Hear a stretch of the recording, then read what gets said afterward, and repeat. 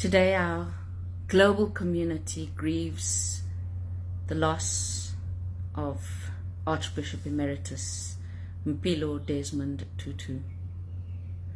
There are many things that I remember about him that just make me smile, some things that make me cry.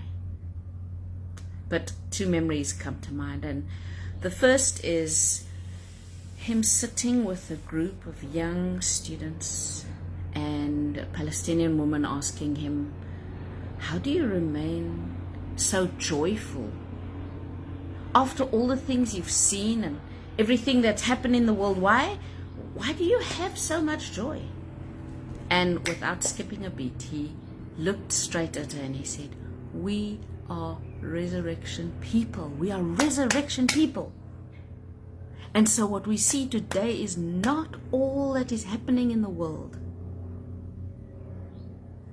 And so as I remember him, as we bid farewell, as we celebrate his memory, as we note in this moment his passing from this life to the next, we remember that we are resurrection people.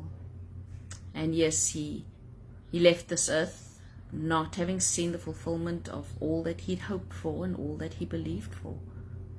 But this is not the end of the story. And so I wish to continue to live out the dreams of God for the world in light of his legacy, but also because of his faithfulness as an example to me.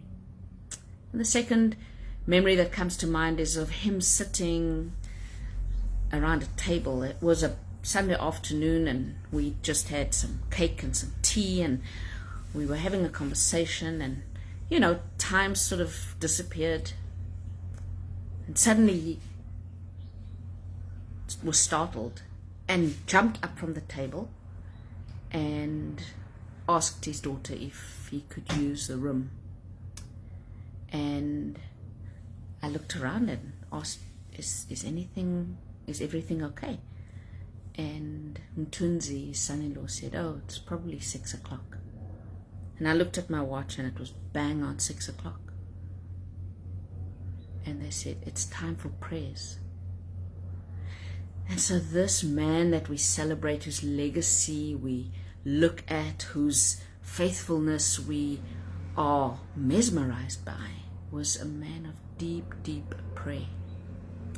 And he knew that he couldn't do all the things that he wanted to on his own. And so he needed to draw on his deep faith and the company of Jesus to be with him in order to be all that he was made to be. And this practice of prayer was so deeply embedded, ingrained in the fiber of who he is, in the very cells of his body, that his body knew what the time was and when it was time to pray. And so that serves as a great inspiration for me as I hope to be faithful in a life of prayer. I remember his example, and it will always remain in my memory as a testimony to this kind of faithfulness.